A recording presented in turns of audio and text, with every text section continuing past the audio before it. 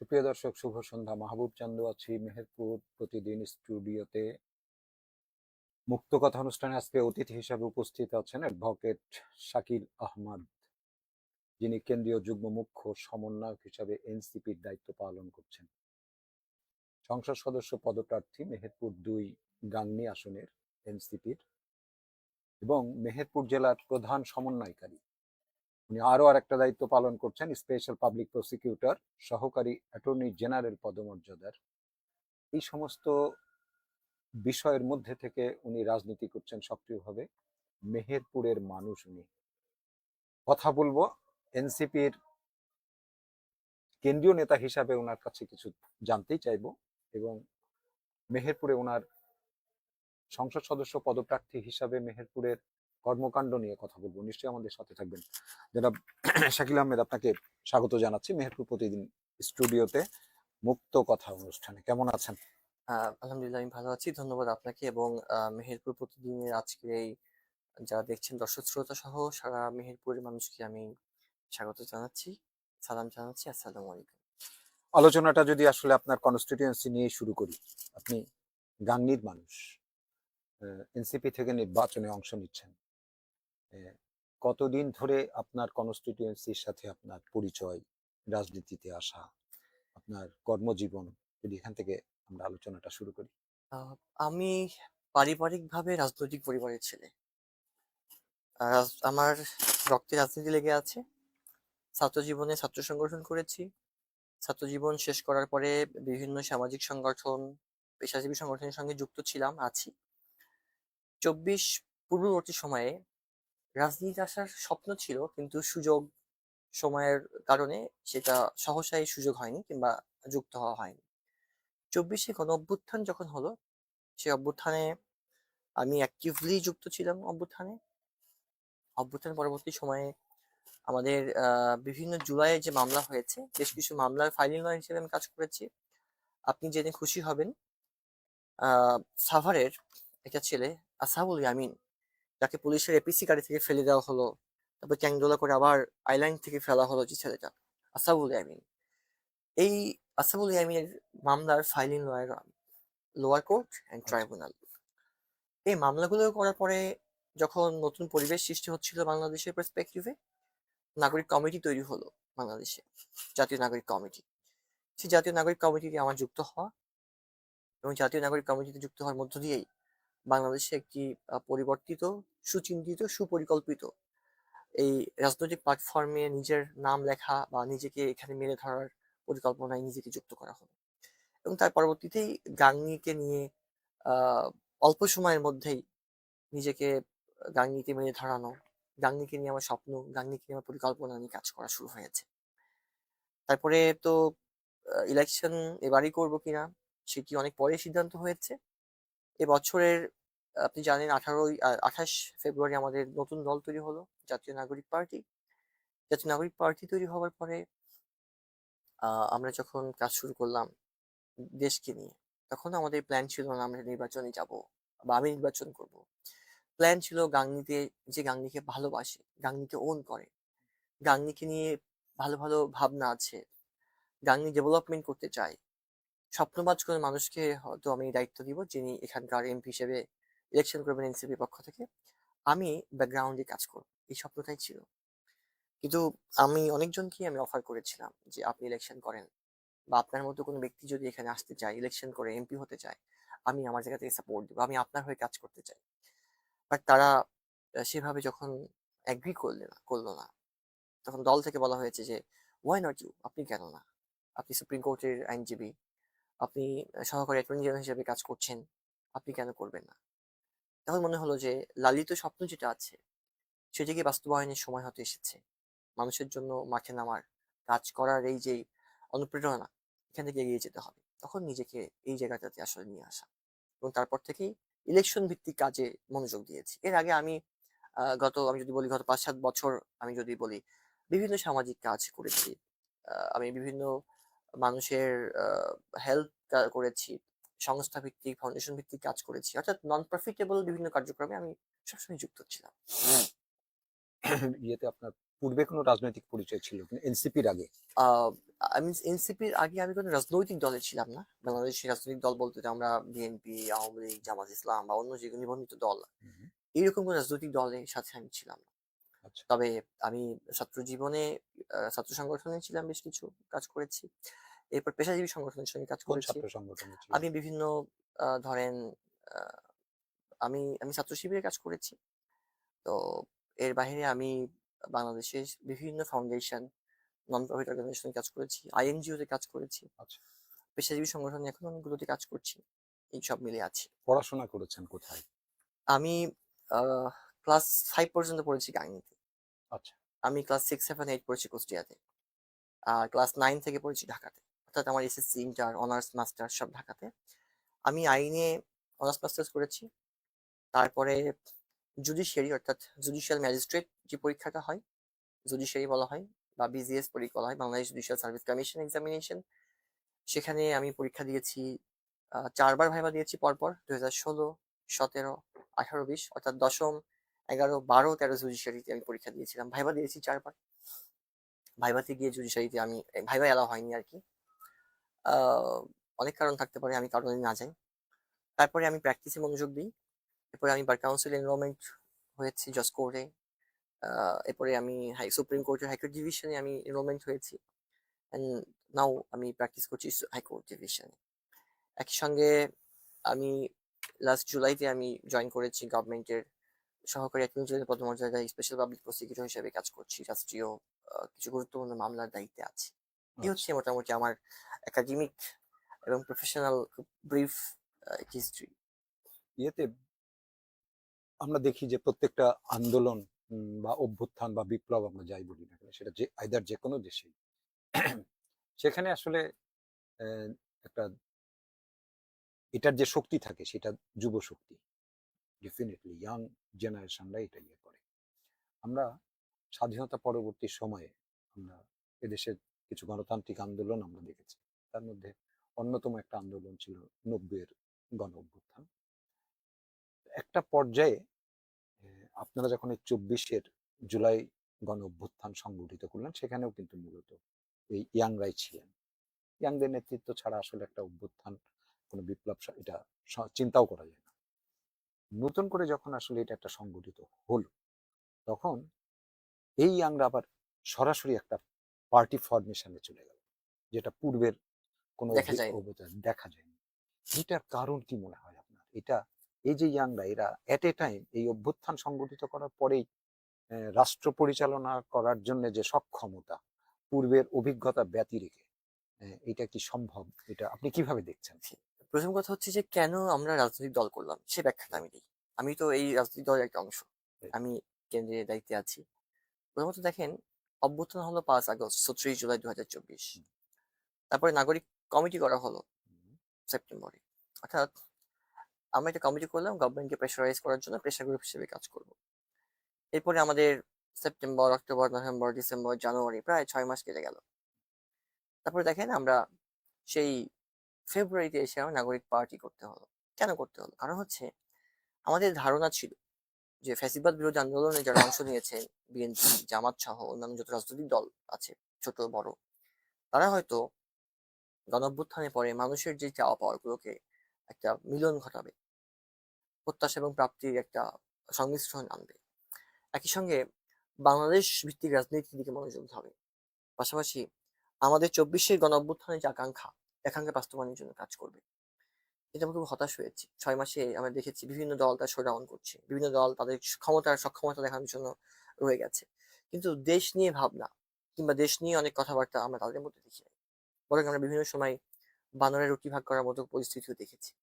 তারপরেই মূলত আমাদেরকে ভাবতে হয়েছে যে আমরা যদি লং রানে অধিকার নিয়ে কথা বলতে চাই, লং রানে রাষ্ট্রের পরিবর্তন করতে চাই, রাষ্ট্রের শাসন ব্যবস্থা পাতাতন চেঞ্জ করতে চাই, তাহলে আপনাকে পলিটিক্সে জয়েন করে ক্ষমতায় যাওয়ার ব্যতি রেখে আপনি চেঞ্জ করতে পারবেন না। বাইরে থেকে সম্ভব না।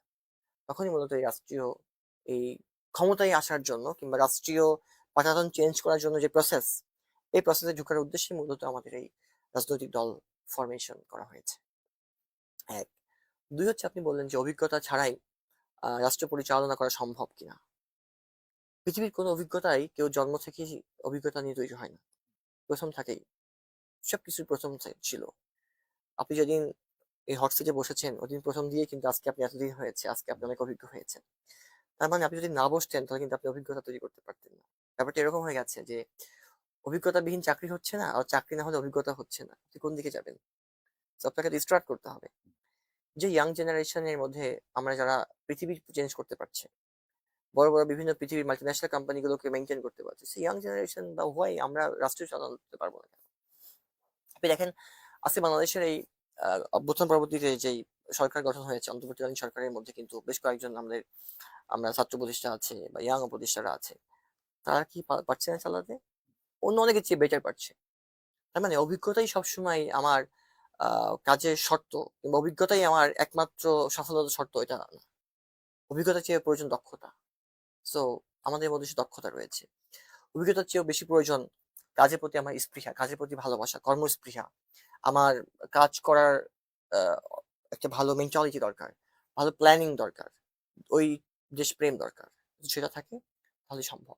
আমি মনে করি যে আমাদের যারা থার্ড জেনারেশন বা আই মিন যাদের বয়স 60-70 হয়ে গেছে, তাদের অনেকের চেয়ে ইয়াংদের দেশপ্রেম বেশি, আমি বিশ্বাস করি। এবং তাদের অনেকের চেয়ে দেশ নিয়ে আমাদের ভাবনা বেশি, তাদের অনেকের চেয়ে দেশের প্রতি আমাদের যে কমিটমেন্ট, এটা আমাদের বেশি আছে। সুতরাং আমি মনে করি যে এই আগের জামানার রাজনীতিবিদদের চেয়ে ইয়াং রাজনীতিবিদরা দেশের জন্য সুবিধা হবে এবং দেশের জন্য ভালো করবে। আপনি দেশের জন্য যেটাই ভাবেন সেটা তো আপনাকে জনগণকে সাথে নিয়ে করতে হবে, তাই অবশ্যই। তো? এটা আপনার কোনো লক্ষ্য উদ্দেশ্য, সেটা আপনাকে জনগণকে আমলে নিয়ে, জনগণকে সাথে নিয়ে যেহেতু সেটা বাস্তবায়ন করতে হবে। জি। জনগণ বলছেন যে আপনারা পার্টি ফর্ম না করে যদি আন্দোলন অভ্যুত্থানের পরবর্তী সময়ে যদি আপনারা আপনাদের ক্যাম্পাসে ফিরে যেতেন, যদি একটা প্রেশার গ্রুপ হিসাবে কাজ করতেন, যদি আঙ্গুল তুলে বলে যেতেন আমরা আবারও আসব, রাষ্ট্র সঠিক রাস্তায় সঠিক লাইনে চলতে হবে, এটা করলে আপনারা যতটা আহ, এই এই রাষ্ট্রটা যতটা পেত আপনাদের কাছে, কিন্তু আপনারা পার্টি ফর্ম করে পার্টির যে চরিত্র, সেখানে নানান বিতর্ক ইতিমধ্যেই যুক্ত হয়েছে, যার কারণে এত বড় একটা অভ্যুত্থান, সেই অভ্যুত্থানটা অনেকাংশেই যে অর্জন ছিল, সেখানে বর্জনের প্রশ্ন অনেক কিছু যুক্ত হয়ে গেছে। তো আপনি কিভাবে ব্যাখ্যা করবেন আচ্ছা, কেন্দ্রীয় নেতা হিসেবে? দেখুন, প্রথম কথা হচ্ছে যে আপনি যে বলেছেন জনগণের বার্তা, আমি একটু দ্বিমত পোষণ করবো। আপনি হুম, জানেন যে আমাদের দল গঠনের পূর্বে হুম, আমরা একটি জরিপ করেছিলাম, হুম, আপনার চোখে নতুন বাংলাদেশ। হুম, সেই জরিপে কয়েক লক্ষ মানুষ অংশগ্রহণ করেছিল, হুম, শুধু অফলাইনে, অনলাইনে করেছিল আরো অনেক বেশি। সেই জরিপে বেশিরভাগই মত দিয়েছেন দল করার জন্য। হুম, তো সেই জরিপে আমাদের কি কি বিষয় মাথায় রাখা উচিত, আমাদের কোন কোন বিষয়ে কাজ করা দরকার, হুম, কোন কোন বিষয়গুলোকে গুরুত্ব আরোপ করা দরকার, আমাদের কি মার্কা হওয়া উচিত, হুম, সব বিষয়ে কিন্তু আমরা প্রশ্ন রেখেছিলাম। সারা বাংলাদেশের প্রত্যেকটা উপজেলা থেকে মানুষ সেখানে অংশগ্রহণ করেছিল, অফলাইন এবং অনলাইনে। জনগণের বার্তা, জনগণের কাছ থেকে সাহস নিয়ে, জনগণের কাছ থেকে আমরা কমিটমেন্ট নিয়ে কিন্তু আমরা দলটা ফর্ম করেছি। এখন দেখেন, যদি আমি দলটা ফর্ম না করতাম তাহলে কি ইউনিটি থাকতো? সমাজে ইউনিটি থাকতো না। কার ইউনিটি থাকতো না? এই ছাত্রদের যারা অনেকগুলো সংগঠন একসাথে যুক্ত হয়েছিল হুম, এই ফ্যাসিবাদ বিরোধী আন্দোলনে, হুম, যদি সবাই যার মধ্যে যার মতো জায়গাতে ফিরে যেত, হুম, কেউ চাকরিতে, কেউ লেখাপড়ায়, কেউ ব্যবসায়, কেউ যার যার মতো বিভিন্ন দলে, হুম, অভ্যুত্থান কিন্তু কোনো একক ব্যক্তি করেনি, হুম, একক একটা দলও করেনি, হুম, পুরো বাংলাদেশের জনগণ করেছে, সকল দল মত গোষ্ঠী নির্বিশেষে এখানে হুম। এসেছে। তাহলে এই যে যদি না হতো, তাহলে যেটা হতো, এই একটা ইলেকশনের পরে সবাই যার যার মতো করে বিলীন হয়ে যেত, হারিয়ে যেত, এটাকে আবার এক জায়গায় করাটা কঠিন হয়ে যেত। যার ফলে, এবং একটা একটা বিষয় দুই হচ্ছে, বাংলাদেশের যেই রাজনৈতিক সিস্টেম, হুম, বুর্জোয়া রাজনৈতিক পলিসি, এই পলিসি চেঞ্জ করতে হলে আপনি বাইরে থেকে চেঞ্জ করতে পারবেন না, আপনাকে ভিতরে এসে চেঞ্জ করতে হবে। হুম। তা না হলে আমরা বাইরে থেকে চেঞ্জ করার সুযোগ আমাদের কাছে থাকতো না। দ্যাটস ওয়াই আমাদেরকে বাধ্য হয়ে এই রাজনৈতিক দলে আসতে হয়েছে, ফর্ম করতে হয়েছে। সুতরাং আমি কি মনে করি যে যেটা করেছি এটা জনগণের কাছ থেকে বার্তা নিয়েই করেছি আমরা। এরকম ভাবে আমরা একটা পরিসংখ্যান করে জনগণের কাছে গিয়ে তাদের মতামত নিয়ে আমরা করেছি। সুতরাং এটাকে অর্জন নাকি বর্জন, আমি অর্জনই বলবো। আর রাজনৈতিক দল করতে গেলে কিছু সমস্যা থাকবেই, শুধু হুম, রাজনৈতিক দল না, একটা ক্লাব করলেও সেখানে কিছু মত সমস্যা থাকে, প্রবলেম হয়। অনেকগুলো মত এক জায়গায় আসলে কিছু দ্বিমত থাকবে, হুম, কিছু ভিন্ন মত থাকবে। হুম। কিছু সমস্যা থাকবেই, আমরাও সমস্যার বাইরে না, আমরা শিখছি। আমরা তো মনে করি যে আমরা শিখছি, আমরা ভুল করব, আপনার ভুল ধরিয়ে দিবেন, হুম, হুম, আমরা ভুল সংশোধন করে সামনে আগাবো। হুম, হুম, আমরা অন্যদের মতো ভুল করেছি কিন্তু আমরা ব্যাখ্যা দিব না, না এটা সঠিক, হুম। এই ব্যাখ্যা আমরা করবো না, বরং আমরা ভুল মাথা পেতে নিব। আপনি এই আলোচনাতে খুব ভালো একটা শব্দ ব্যবহার করলেন যে বুর্জোয়া ব্যবস্থাপনা। এই বুর্জোয়া ব্যবস্থাপনার বিপরীতে যখন এনসিপির নেতা হিসাবে আপনি যখন এটা বলছেন, আমার দেশে কি আসলে বুর্জোয়া ব্যবস্থাপনার বিপরীতে আপনাদের কোনো দৃশ্যমান কোনো কর্মকাণ্ড এ পর্যন্ত 15 মাসে আপনারা কি দেখাতে পেরেছেন?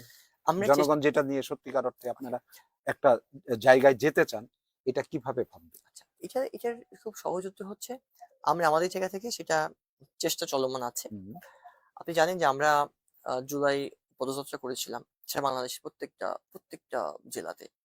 আমাদের এই আন্দোলনের মূল ফেজ এক দফার ঘোষক এবং এনসিপির যিনি আহ্বায়ক নাহিদ ইসলাম সহ আমাদের যে যারা ছিলেন প্রত্যেকে কিন্তু সব জেলায় সফর করেছেন, মানুষের সঙ্গে মিশেছেন, কথা বলেছেন, মানুষের কথা শুনেছেন। তো আমাদের দেশের এই সিস্টেমটাকে, ওই যে বললাম সিস্টেম ভাঙা তো আসলে একদিনেই সম্ভব না। হুম, যে সিস্টেম ভাঙতে হলেও আপনাকে তার বিপরীত থেকে সিস্টেম দাঁড় করাতে হবে, হুম। উইথ ওটা ভাঙার জন্য আপনাকে আবার আঘাত করতে হবে। ইট টেক্স টাইম, সহজেই হবে না। আমি যদি আপনাকে একটা প্রশ্ন করি, আজকে মেহেরপুর ইলেকশনের মানে দামামা বাজছে, ইলেকশনের ট্রেন্ড শুরু হয়েছে। হুম।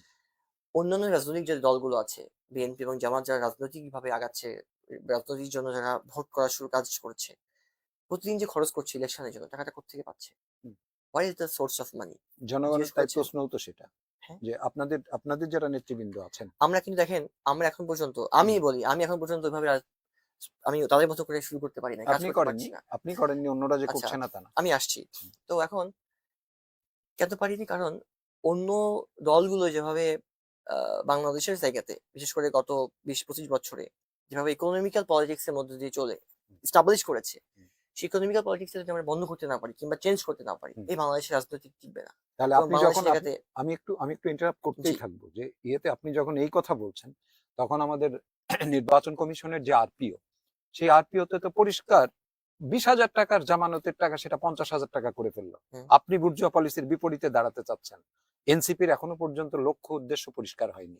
আমরা দেখছি এনসিপি কে চূড়ান্ত ডানপন্থীদের সাথে ঐক্য করতে, মানে আনঅফিসিয়ালি ঐক্য, একই সুরে কথা হচ্ছে।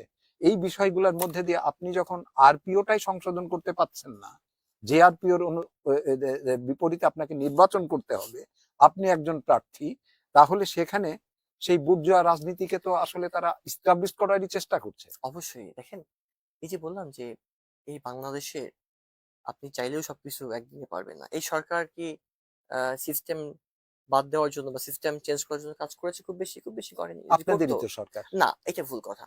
আমাদের সরকার না। এটা সরকার বলছে। যে জনগণের সরকার। সরকার কখনো বলেনি এটা এনসিপি সরকার। এটা ভুল কথা। না, এনসিপির সরকার বলেনি, তাহলে আপনাদের অ্যাপয়েন্টেড বাই আপনারা। দেখুন, যেদিন ইউনূস সাহেব বাংলাদেশে আসলেন হুম, ৮ আগস্ট, যখন উনি আ এয়ারপোর্টে বক্তব্য দিলেন, হুম, বললেন কি? "এই ছাত্ররা আমাকে এখানে হুম, বসিয়েছেন বা এনেছেন। হুম, তাদের মতো করে আমি চলবো।" কিন্তু আফটার অ্যাপয়েন্টমেন্ট আমরা কি দেখেছি? ছাত্রদের দাবি দেওয়ার জন্য মাঠে নামতে হয়েছে। হুম, অনেকগুলো যে যৌক্তিক কথা আমরা বলতে গিয়ে বলতে পারিনি। হুম, যৌক্তিক চাওয়া চাইতে গিয়ে চাইতে পারিনি। হুম, সুতরাং আমাদের এটা বলাটা এখন আর কোনো সাজে না। এই ইউনূস সাহেবের যে সরকারটি হুম। বাংলাদেশের সবার সরকার। অন্তর্বর্তীকালীন সরকার সবার, সকল দল, মত, মানুষের সরকার। আমরা খুব চেয়েছিলাম, আমরা ভেবেছিলাম, শুধু আমি না, হয়তো আপনিও চেয়েছিলেন যে এই সরকার গভর্নমেন্ট আসার পরে বাংলাদেশ থেকে দুর্নীতি মুক্ত হবে। হুম। বাংলাদেশ থেকে চাঁদাবাজি মুক্ত হবে। টেন্ডারবাজি বন্ধ হবে, রাহাজানি বন্ধ হবে, খুন-খারাপি বন্ধ হবে, সন্ত্রাসীগুলোকে খুব টাইটলি এটাকে দেখা হবে। ঠিক উল্টোটা দেখেছি। অর্থাৎ আমাদের আশাটা ছিল যেরকম, প্রত্যেক আশাটা ভিন্ন হয়েছে। এটা হুম, আমাদের জন্য দুঃখজনক, হুম, কষ্টের। দেন আমরা ভেবেছিলাম যে আমাদের রাষ্ট্রের যে রাজনৈতিক পলিসি, তারা পলিসির বাইরে গিয়ে কিছু করার চেষ্টা করবে বা পলিসিকে উল্টে দিবে। সেটাও দেয়নি। আপনি দেখেন আমাদের সরকার, তাহলে দেখেন কি করলো। আজকে ইলেকশন কমিশনে আমাদের সাথে যে আরো যে কয়েকটা রাজনৈতিক দল নিবন্ধন পেয়েছে, আপনারা যদি একটু সার্চ করে গুগল সার্চ করলে পাবেন। অন্যান্য দলগুলোর সেন্ট্রাল অফিসও নাই। হুম, অনেক সাংবাদিকরা গিয়ে দেখতে পেয়েছে ওইটা একটা দোকান ঘর। হুম, আর জেলা উপজেলাতে তো অফিস নাই। হুম। লোকজন মনে হয় আল্লাহর রহমতে ১০০ জনও নাই সারা বাংলাদেশ মিলিয়ে। বাট তারা হচ্ছে পারমিশন পেয়েছে। তারা নিবন্ধন পেয়েছে। কতদিন আগে পেয়েছে? একসাথেই এনসিপির সাথে ৩ টা দল নিবন্ধন পেয়েছে এনসিপির হুম, সাথেই। তাহলে তারা পেলো কিন্তু, হুম। অথচ এনসিপি সারা বাংলাদেশ থেকে এটাকে তো সন্দেহ করা হচ্ছে যে গভর্নমেন্ট যেন কোনোভাবেই মনে না করে, মানে পিপল যেন মনে না করে যে গভর্নমেন্টের দল সে যেটা বলছে সেটাই পাচ্ছে। আমি আমি শেষ করি, আমি ওখানে আসতে চাচ্ছি যে হুম। গভর্নমেন্ট তো আমার দল না, মানে আমি গভর্নমেন্টের দল না। গভর্নমেন্ট অন্য দুটি রাজনৈতিক দলকে নিবন্ধন দিলেন, যে নিবন্ধনের জন্য তাদের ডকুমেন্ট নাই, হুম। তাদের অফিস নেই, তাদের জনগণ নেই, আরপি অনুযায়ী যেই প্রসেস মেনটেন করতে হয় ফুলফিল করেনি, বাট সেটা নিয়ে ইলেকশন কমিশন ভ্রুক্ষেপও করেনি, হুম। তাকে দিয়ে দিল। On the other hand NCP আজকে শাপলা কলি, হুম। এই আমাদের যে চাওয়া ছিল শাপলা আমাদের প্রতীক, হুম। সেটা নিয়ে কত না কাহিনী, কত না মানে দরদাম করলো মাছের মতো, বাজারের মতো। জি। অথচ এটা আইনগত কোনো বাধাই ছিল না। হুম। দেখুন তারা লাস্টলি ফাইনালি তারা হয়তো চাপে পড়ে দিয়েছে, হুম। বিকজ অফ জনগণ চাচ্ছিল, জনগণ সবাই মুখস্থ হয়ে গেছে যে হুম। এনসিপি মার্কা শাপলা মার্কা, হুম। কোনো অপশন ছিল না। হুম। যে আমার গভর্নমেন্ট হতো, আমার গভর্নমেন্ট তো একদিনে দিতে পারতো আমাকে, আমাকে এতদিন না না, আটকে আপনাকে রাখার কোনো আপনাকে প্রয়োজন ছিল এটা না। ওই যে আমি এটা বলছি যে পাবলিক বলছে যে আপনারা যাতে কোনোভাবে প্রমাণিত না হন এটা গভর্নমেন্টের দল। আপনাকে যদি বলি যারা পেল, যে সমস্ত দলগুলা নিবন্ধন পেল, বা ক্রিয়াশীল যে সমস্ত রাজনৈতিক দলগুলা বাংলাদেশে আপনাদের অভ্যুত্থানের, ক্রিয়াশীল রাজনৈতিক দলগুলা অভ্যুত্থানে যুক্ত ছিল, তাদেরকে কিন্তু গভর্নমেন্ট আমলে নেয়নি। আপনাদের দুইজন, বিএনপির দুইজন এবং জামাতের দুইজনকে নিয়ে উনি আমেরিকা সফর করেছেন। আপনি তখনও অনিবন্ধিত দল। হুম। তাহলে আপনি যখন এই প্রায়োরিটি গুলো পাচ্ছেন, আপনি যখন ওই ইয়েতে গিয়ে আপনি আন্দোলনের ক্ষেত্রে যখন আপনি যমুনা অভিমুখে যাচ্ছেন, তখন আপনাকে এন্টারটেইন করা হচ্ছে। অন্যজনরা গেলে এইগুলা তো আসলে জনগণ তো দেখছে। তাহলে আপনি যে গভর্নমেন্টের একটা অনুকম্পা পাচ্ছেন, গভর্নমেন্টের একটা ছাতা আপনার মাথায় আছে, এটা তো আপনি অস্বীকার করতে পারবেন না। ওকে, দেখেন এবং গভর্নমেন্ট, আমি প্রশ্নটা আরেকটু শেষ করি। জি, সেই ক্ষেত্রে আপনাদের এখন যে জামাত এনসিপি মিলে যে আসলে বিএনপির যে সমালোচনা করছে, এটাও জনগণ অনেক ক্ষেত্রে মনে করছে এটা আন্ডারস্ট্যান্ডিং সমালোচনা। প্লিজ। আমি আপনার সঙ্গে খুবই মানে দ্বিমত পোষণ করব। আচ্ছা। এনসিপি কোনো দলের সাথেই মিলিয়ে কথা বলছে না, এবং এনসিপি জুলাই সনদ, জুলাইকে সাথে মিলিয়ে কথা বলছে। হুম। আপনি দেখেন আমাদের বর্তমানে যে নেতৃবৃন্দ কথা বলেন, হুম। আমরা কি জামাতকে ছেড়ে কথা বলেছি কখনো? না, আমরা বিএনপিকে ছেড়ে কথা বলি নাই। হুম। আমাদের কথা এক জায়গায় খুব স্পষ্ট, জুলাই এবং জুলাই সনদকে নিয়ে যারা কথা বলবে হুম। আমরা তার সাথে আছি। দেখবেন দুদিন আগেও যখন জামাত সহ ৮টি দল জুলাই সনদ বাস্তবায়নকে নিয়ে কথা বলেছে, হুম। তাদের একটা বড় অনুষ্ঠান করলো, ঠিক ওই দিন সন্ধ্যায় কিন্তু এনসিপি বলে দিয়েছে যে জুলাই সনদ নিয়ে যারাই কথা বলবে, বাস্তবায়ন নিয়ে, আইনি রূপ নিয়ে, তাদের সঙ্গে এনসিপি আছে, এবং বলা হয়েছে এই ৮ দলের যেই কর্মসূচির সঙ্গে আমরা একত্রতা প্রকাশ করছি। হুম। আমরা এর আগে বিএনপির সাথেও কথা বলেছি, কদিন আগে তো পত্রপত্রিকা দেখাই হলো যে এনসিপি আর বিএনপি একসাথে যুক্ত হয়ে গেছে। আমরা পত্রিকায় শুনেছি, সেটারও চেষ্টা চলছে। আমরা পত্রিকায় বলছে শুনেছি। ওপেন আমরা এটাকে, আমরা ওপেন আম- হয়তো এটা সমালোচনা আমরা করছে। স্পষ্ট বলেছি, আমাদের আহ্বায়ক স্পষ্ট বলেছে, আমাদের সাথে দুটি বড় দলেরই আমাদের যোগাযোগ আছে, আমাদের সঙ্গে কথাবার্তা চলছে যে আমরা একসাথে মিলে নির্বাচনের দিকে যেতে পারি কিনা। হুম। এনসিপি কাউকে হ্যাঁ বলেনি, হুম। কাউকে নাও বলেনি। আমরা বলেছি আমরা চাই যে জুলাই সমুন্নত থাকবে, হুম। আমরা চাই বাংলাদেশের প্রসেসটা চেঞ্জ হবে, হুম। এবং বাংলাদেশের আমাদের মূল চাওয়া কি জানেন, সেটা হচ্ছে যে রাজনৈতিক জায়গাতে মানুষ এখন রাজনীতি শুনলে একটু কেমন যেন নাক ছিটকায়। যে আপনি পরিচয় দেন, আপনি কি করেন? ভাই আমি বলি আমি তো ভাই সরকারি অ্যাটর্নি জেনারেল। ও খুব ভালো।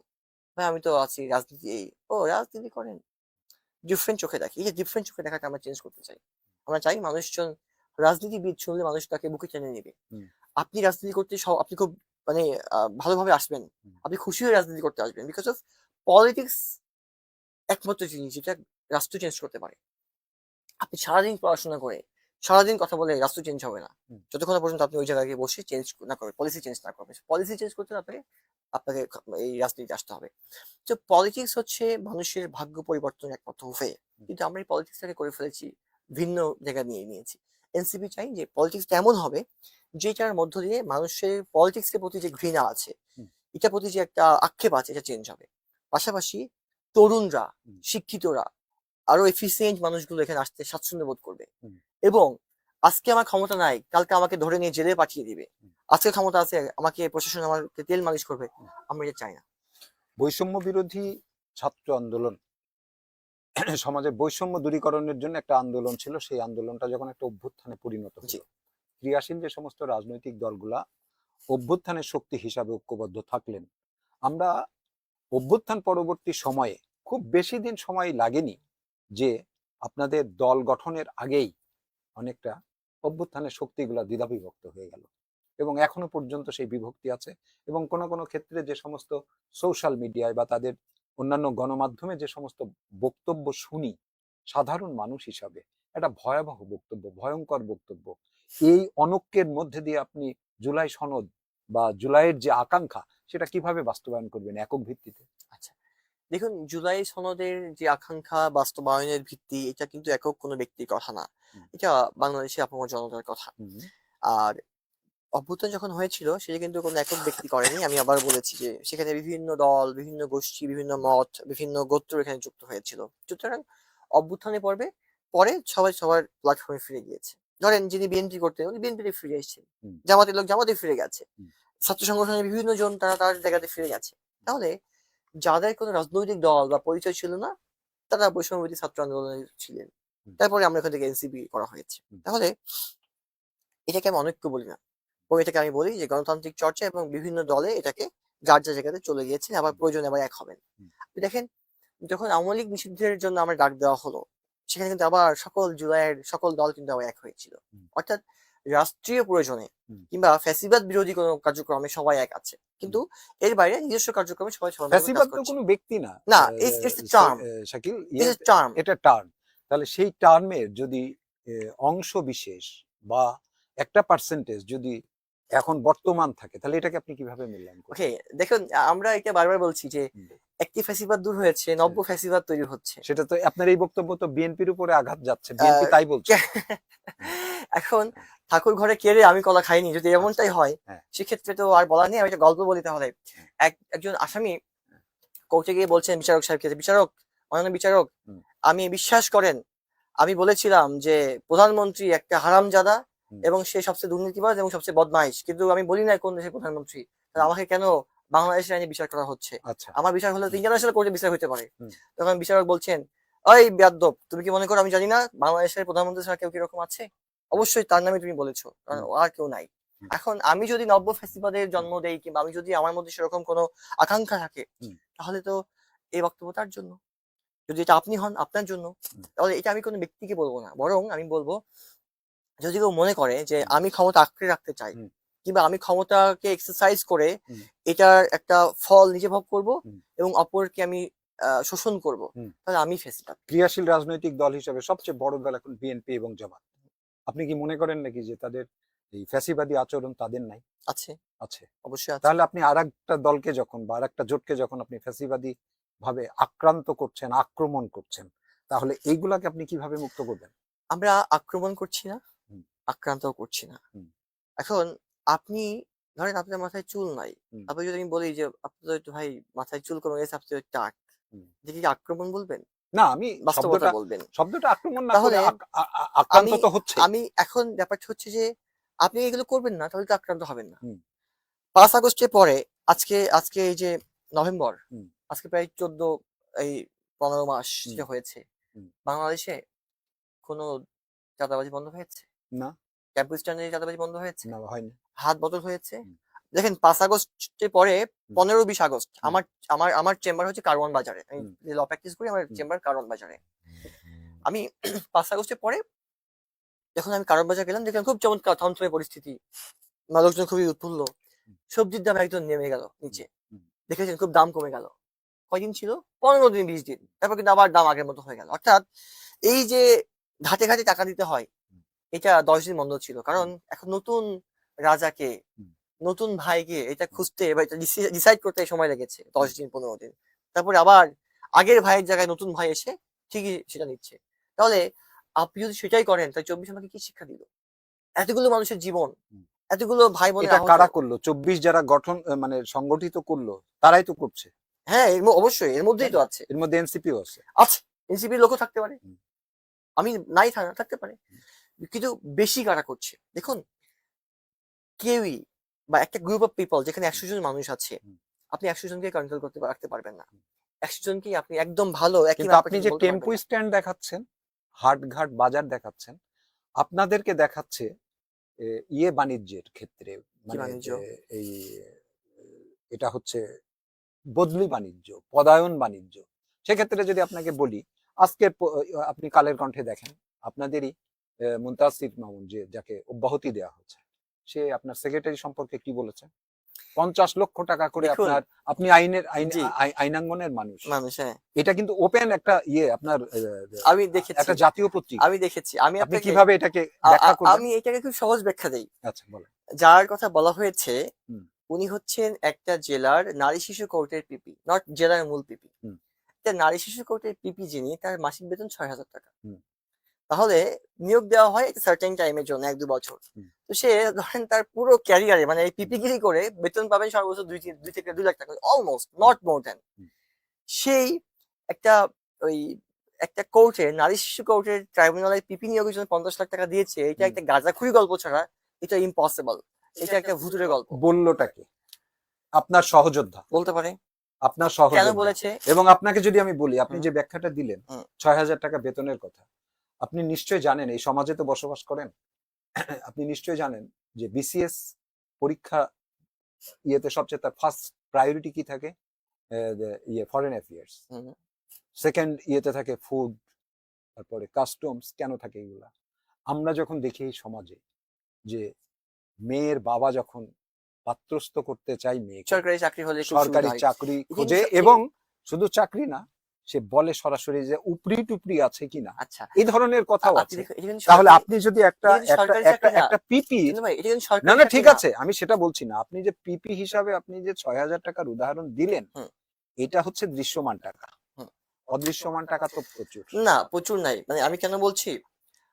আমি এজ আ লয়ার যদি বলি, হুম, একজন একটা কোর্টের পিপি, নারী হুম, শিশু নরমাল একটা কোর্টের পিপির হুম, উপরি ইনকাম এমন নাই যেটা দিয়ে উনি ৫০ লাখ টাকা ঘুষ দিতে পারে। জি, ইম্পসিবল। হুম, বাংলাদেশের হাইয়েস্ট কোনো পদেও ৫০ লাখ টাকা ঘুষ দেয় না। হুম, আমি এটা বিশ্বাস করতাম যদি মুনতাসির মাহমুদ হুম, বলতেন দলে থাকাকালীন সময়ে। হুম, উনাকে অব্যাহতি দেওয়ার পরে হুম, উনি রাগে ক্ষোভে উনি উনার অন্য আমাদের দলের মানে হাইয়েস্ট লেভেলের মানে চরিত্রকে আঘাত করার জন্য এই কথা বলতে পারেন।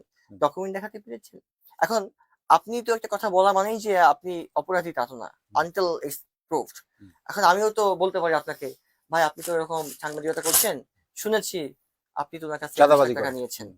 তো এই যে বলা মানেই কি এটা মানে প্রমাণ হয়েছে? পাবলিক পারসেপশন কি হবে? হ্যাঁ, পারসেপশন হতে পারে। কিন্তু যিনি একটু বুঝবান হবেন, হুম, তিনি নিশ্চয়ই বুঝবেন যে একটা হুম। ছোট পিপির জন্য ৫০ লাখ টাকা কেউ দিবে না। যদি ভালো ৫ লাখ কথা। টাকা বলতো, হুম। তাও আমি বুঝতাম হ্যাঁ ৫ লাখ টাকা কিন্তু এই আপনি পদের জন্য এরকম হতে পারে।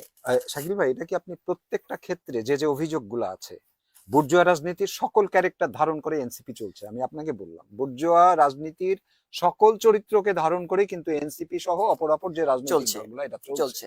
তাহলে সেখানে যেহেতু অন্যদেরকে বিশ্বাসের কোনো সুযোগ নেই, আপনাদেরকে কেন বিশ্বাস করবে? তাহলে আমি যেটা বলতে চাচ্ছিলাম যে তাহলে যে লাউ সেই কদু, পিপুলের যখন এই পারসেপশন, তখন আপনার সত্যিকার অর্থে এনসিপির যে একটা নির্দিষ্ট লক্ষ্য উদ্দেশ্য, সেটার কিন্তু কোনো ক্রিয়া মানে কর্মসূচি দেখছি না। এটাকে মেনে নিয়ে আপনারা নির্বাচনে পর্যন্ত চলে আসলেন। আপনি সেটা একক নির্বাচন করেন, অথবা কৌশলগত কারণে কারোর সাথে জোটবদ্ধ নির্বাচন করেন, সেটা আলাদা কথা। কিন্তু আপনারা তো আসলে অভ্যুত্থান পরবর্তী সময়ে এইটাকে শুধুমাত্র একটা জায়গায় আপনাদের ক্লিক করে আছেন যে জুলাই সনদ, তাই না? এই জুলাই সনদ, এইটা ছাড়া আপনাদের অন্যান্য কোনো জায়গায় কিন্তু আপনারা আহ, ব্যতিক্রম কোনো কর্মসূচি আপনারা দিচ্ছেন না। আচ্ছা, এখন আসলে কি বাংলাদেশের ওই যে বললাম যে রাজনৈতিক যে সিলসিলা, হুম, রাজনৈতিক যেই প্রসেস, হুম, এই প্রসেসের মধ্যে যুক্ত হলে আপনাকে আহ গতানুগতিক ধারা তো কিছু মেনটেন করতেই হয়। হুম, যেমন ধরুন আমি ঢাকায় আমি ওকালতি করি। সেখানেই আমার রুটি-রুজি সবকিছু। হুম, এলাকায় খুব কম আসা হয়। হয়তো সপ্তাহে ১ দিন আসা হয়, ২ হুম, দিন থাকি কিংবা ২ হুম, সপ্তাহে ২-৩ দিন থাকি। হুম, তো লোকজনের একই বক্তব্য যে, "ভাই এলাকায় থাকতে হবে তো আপনাকে। আপনি হুম, পলিটিক্স করবেন, হুম, আপনি ইলেকশন করবেন।" হুম, তাহলে এখন আমি যখন এলাকায় এই যে এসছি, হুম, ৫ দিন ৭ দিন থাকবো। তাহলে আমার চেম্বার ওকালতি কিন্তু আমাকে কমায় দিয়ে এখানে আসতে হচ্ছে, রাইট? এখন আমাদের চেষ্টা আছে। কিন্তু আমাদের চেষ্টার কমতিও আছে। হুম, আমাদের লিমিটেশনস আছে, অনেক লিমিটেশন আছে। এই হুম, যেমন আপনি আমাকে বলছেন যে আপনি কি ডিফারেন্ট করেছেন। হুম, আমি আপনাকে প্রশ্ন করতে চাই। হুম, আপনি আমাকে পরামর্শ দেন হুম, মেহেরপুরে ইলেকশনের জন্য হুম, কোন ডিফারেন্ট কাজটা করলে হুম, বুর্জোয়ার বাইরে গিয়ে হবে হুম, এবং আমি টাকা খরচ না করে। হুম।